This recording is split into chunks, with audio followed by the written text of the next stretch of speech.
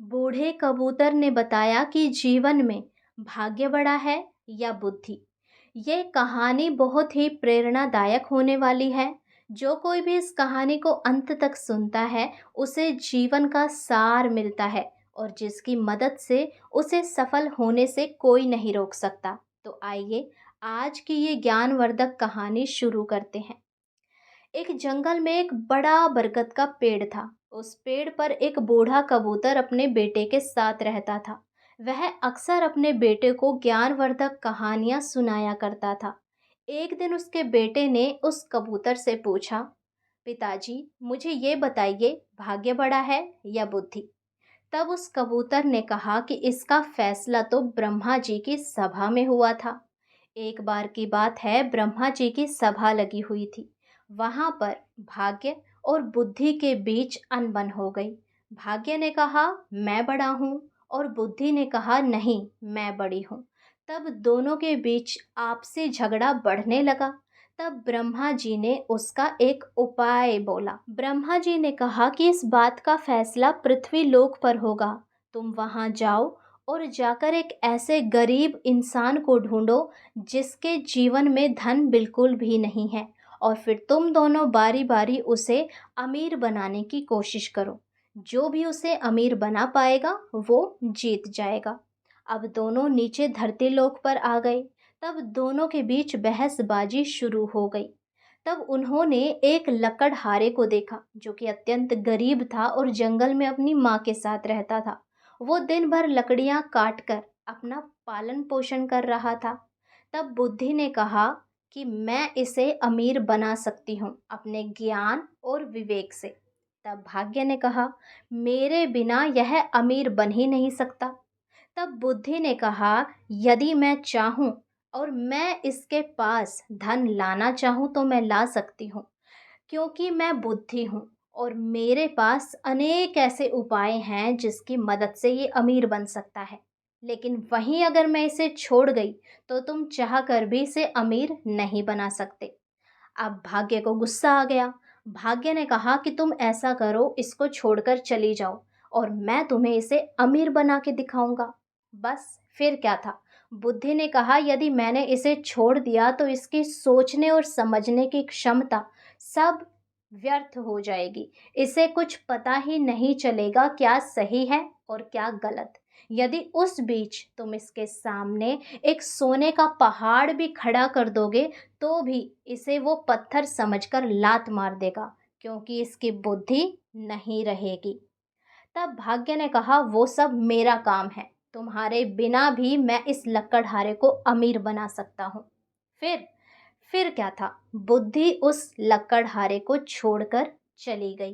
तब भाग्य ने अपनी पहली कोशिश करी। जहां से वो लकड़हारा रोज लकड़ियां ले जाता था, उसी रास्ते में भाग्य ने सोने के जूते रख दिए। अब बुद्धि तो उसमें थी नहीं।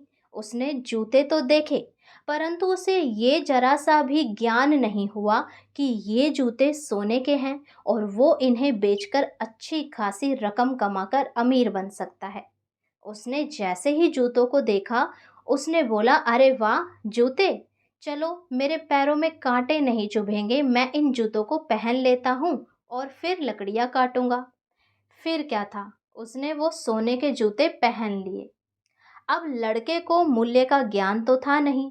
जिस चीज को कोई भी बुद्धिमान व्यक्ति देखकर अमीर बन जाता, उसे उसने सिर्फ पाँव बचाने का साधन समझा।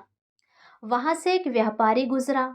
उसकी नज़र सोने के जूतों पर पड़ी और उसने सोचा यह तो अनमोल खजाना है। लड़के को शायद इसकी असली कीमत का पता नहीं, तभी तो पैरों में पहन रखे हैं। उसने चालाकी से कहा बेटा, तुम्हारे जूते मुझे पसंद आ गए, इनके बदले मैं तुम्हें एक बोरी अनाज देता हूँ।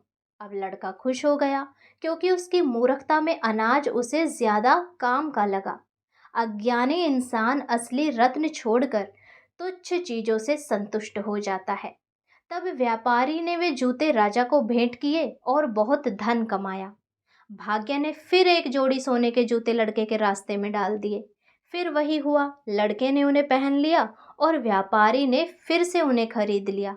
राजा को दोबारा जूते भेंट करके व्यापारी और अमीर बन गया। तब राजा ने पूछ लिया कि तुम इतने अनमोल सोने के जूते आखिर लाते कहाँ से हो? तब व्यापारी ने डरकर झूठ बोल दिया कि दक्षिण के एक महान सम्राट है, उन्होंने ही मुझे ये जूते दिए। तब राजा ने कहा, तो मेरी बेटी का विवाह उसी सम्राट से करवा दो। अब तो व्यापारी बुरी तरह फंस गया।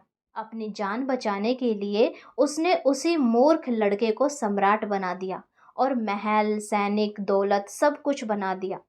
भाग्य ने लड़के को अचानक राजा बना दिया, परंतु बुद्धि न होने के कारण वह अब भी भीतर से ग्वाला और एक लकड़हारा ही था। जब विवाह का दिन आया तो भव्य बारात और शाही रस्में देखकर लड़का घबरा गया और भाग निकला।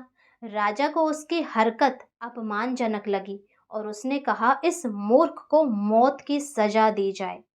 भाग्य ने तो ऊंचा सिंहासन दिया, लेकिन बिना बुद्धि इंसान उस जगह टिक ही नहीं सकता। अब बुद्धि ने कहा, देखा भाग्य, अब मेरी बारी है। अगर तुमने और थोड़ी सी भी कुछ गड़बड़ करी तो ये बेचारा लकड़हारा मारा जाएगा। अब इस पर भाग्य भी अपने आप को गलत महसूस करने लगा।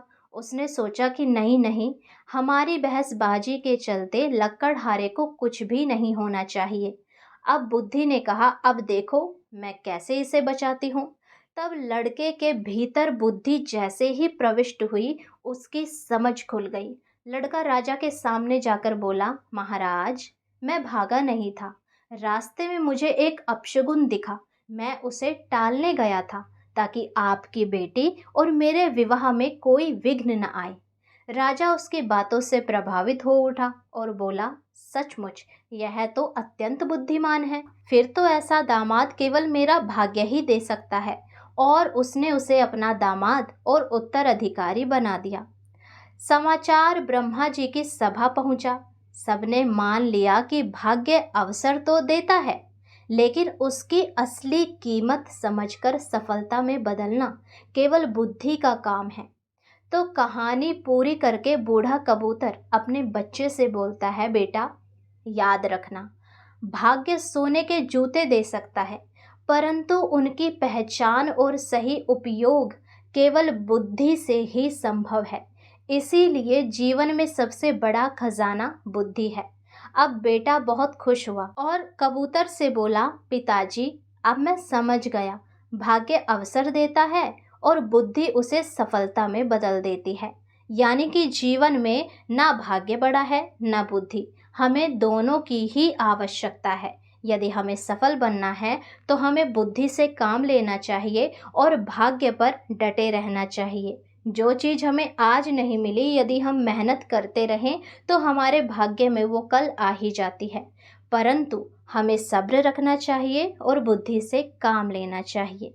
तो दोस्तों, ये थी आज की कथा। आशा करती हूँ आपको ये कथा अच्छी लगी हो। ऐसी ही प्रेरणादायक ज्ञानवर्धक कहानियाँ सुनने के लिए हमारे चैनल को सब्सक्राइब करें और वीडियो अच्छी लगी हो, आपने वीडियो से कुछ सीखा हो, तो वीडियो को लाइक ज़रूर करें। हरे कृष्णा।